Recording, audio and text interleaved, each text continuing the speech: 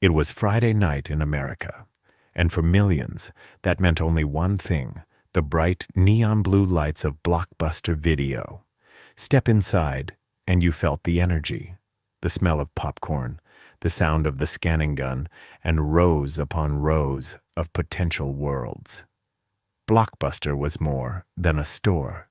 It was a cultural experience, a ritual. At its peak, this monolith controlled the home entertainment landscape.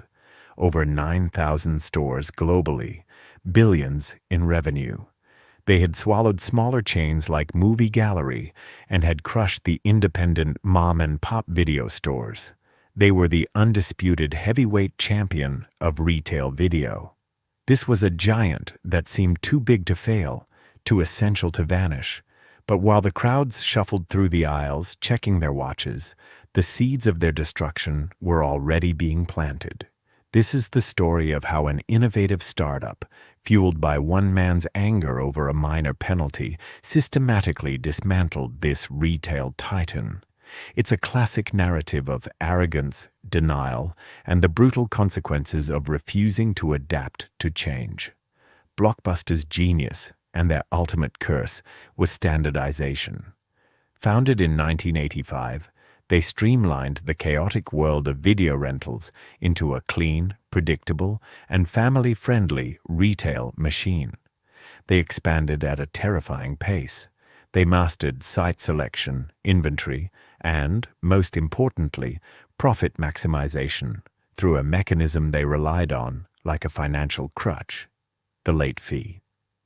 Imagine the scene: a family rushing home on Sunday night, searching desperately for that copy of Apollo 13, knowing every minute past closing meant a penalty. This was not a glitch in the system. It was the system.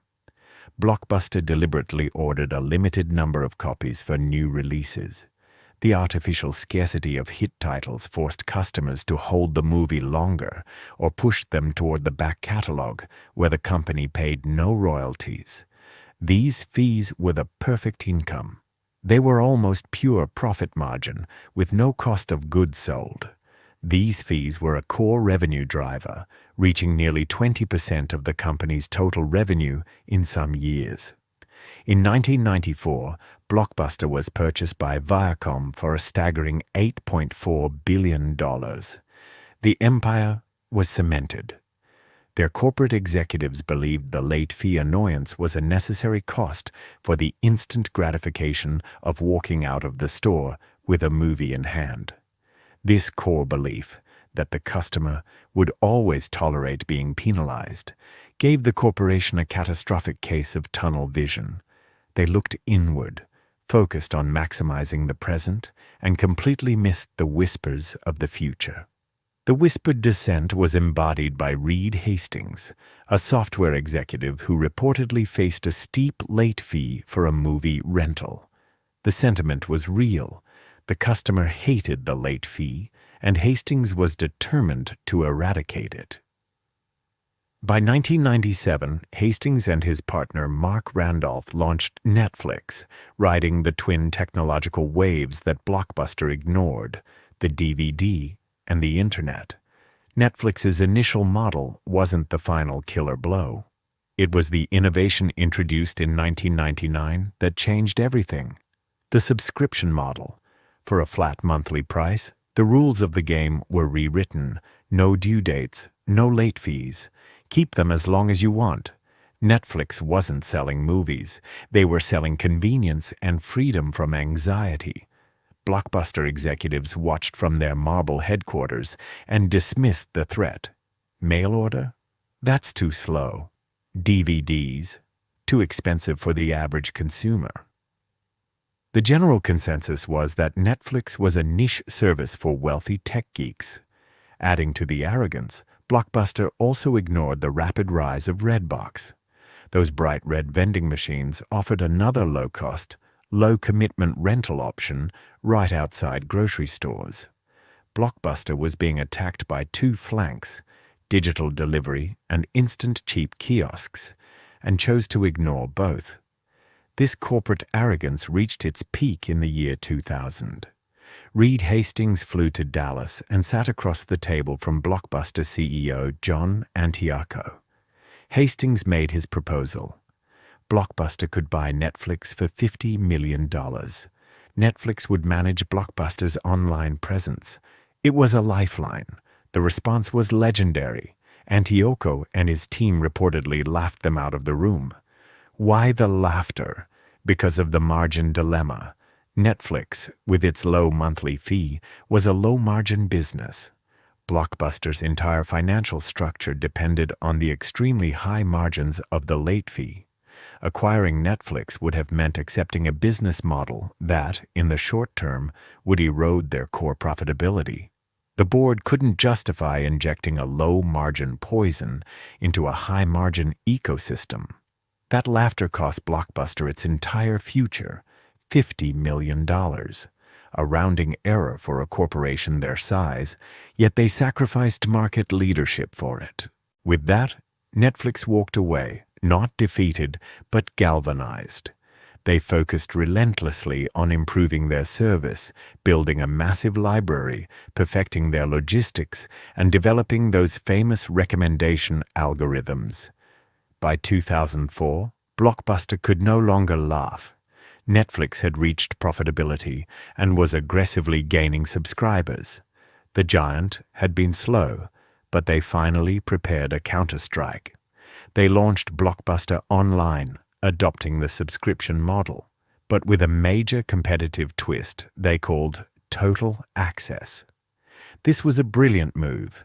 Customers rented online, received their movies by mail, and could return them instantly to any of Blockbuster's thousands of physical stores for a new movie. It was the best of both worlds, digital convenience with instant retail gratification. The strategy worked. Total Access was a hit and began stealing subscribers from Netflix. But success came at a terrible price. The program was extremely expensive to operate. Each in-store return meant a double logistical cost. The store accepted the mail-rented item and then had to ship it to the distribution center, creating massive inventory chaos and doubling operating costs for every transaction. The CEO, John Antioco, was now fighting a brutal internal war with his own board, led by activist investor Carl Icahn. The board looked at the retail profits and saw the online division as an unacceptable drain. They were unwilling to sacrifice their present profits for future dominance. This was the final pivot point. The retail infrastructure, once Blockbuster's strength, was now its anchor. They couldn't commit to the costly, necessary change. In 2007, Antioco was forced out. The new management's first action was to gut the Total Access program and slash the online budget, retreating back to the familiar, comfortable territory of their retail stores. Blockbuster had given up its best chance to win. The same year, an entirely new front was opening in the war. While Blockbuster was fighting itself, Netflix made the true strategic leap, streaming. In 2007, they quietly introduced Watch Now, allowing subscribers to instantly watch a small catalog of content online. It wasn't impressive at first, but Netflix wasn't focused on today's catalog. They were focused on tomorrow's infrastructure. The key was broadband. Netflix bet that internet speeds would accelerate exponentially and become accessible to the majority. This eliminated physical shipping, distribution centers, and, of course, the store. Blockbuster was betting against Moore's Law. The consumer's ultimate desire was instant, limitless access. But the streaming infrastructure was only half the battle. The other half was data. While Blockbuster was focused solely on which DVD rented most often, Netflix was simultaneously reverse engineering consumer taste. They monitored every click, pause, and rewind. The recommendation algorithm wasn't just customer service, it was their competitive weapon. Unlike Blockbuster, Netflix knew exactly what genres, actors, and themes were missing from the market. This information was the foundation for their final victory. Blockbuster finally panicked. They tried to launch their own streaming service, Blockbuster On Demand, and made a belated, desperate decision to eliminate their late fees in 2010. But it was a hollow gesture. The customer was no longer bothered by the late fee. They were bothered by the drive to the store. Blockbuster had solved the wrong problem 10 years too late. The company's massive retail footprint became a terminal liability. Lease payments, store maintenance, personnel.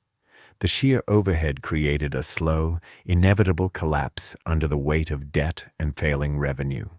In September 2010, the neon lights of the empire dimmed for good. Blockbuster filed for Chapter 11 bankruptcy protection. The war was over. Even with the victory of streaming, Netflix's strategy was not complete. Relying on big studios like Disney or Warner for content was expensive and risky. If the studios decided to pull their content, which they later would with their own platforms, Netflix would be left without a library. This was the second major strategic leap, and Blockbuster wasn't even on the map to witness it. To secure its future, Netflix became a studio, making an unprecedented investment in original content. Their first bold big bet was House of Cards in 2013. They didn't just spend $100 million. They made another radical decision. They released the entire season at once. Binge-watching was born at that moment, redefining not just how we watch, but also the concept of a season. They went from convenience to content dominance. Blockbuster dragged its debt and the heavy lease contracts of its empty stores until the very end. There was no value in the business, only in the bricks. After filing for bankruptcy in 2010, the company was finally acquired by Dish Network in 2011, but not for its brand or its clientele. Dish was interested in satellite transmission licenses and, crucially, the store lease agreements. The empire ended up being a failed real estate asset. This leaves us with the final lesson of corporate denial. Blockbuster became the cautionary tale of the American business landscape. They were annihilated by the innovator's dilemma. They died because their original model was too profitable to change. They couldn't justify adopting Netflix's low-margin business when they were making so much money from high-margin late fees. This inertia was reinforced by its own physical structure. Blockbuster's franchise model created a powerful internal paralysis, as local owners fiercely resisted any change that threatened their lucrative retail model. The corporate inertia could not be overcome. The corporation chose to protect its past, the high-profit retail structure, instead of investing in its future, the online, unprofitable but scalable model. They prioritized present quarterly profits over long-term strategic survival. Netflix, meanwhile, used customer frustration as its core business principle. They eliminated the most irritating part of the experience, the video store's legacy. Today, we look back with nostalgia at the Friday night ritual. We miss the social element, the browsing, the family decision. But Netflix understood that convenience always defeats nostalgia in the modern economy. They not only won a competition, but fundamentally redefined how the entire world consumes media.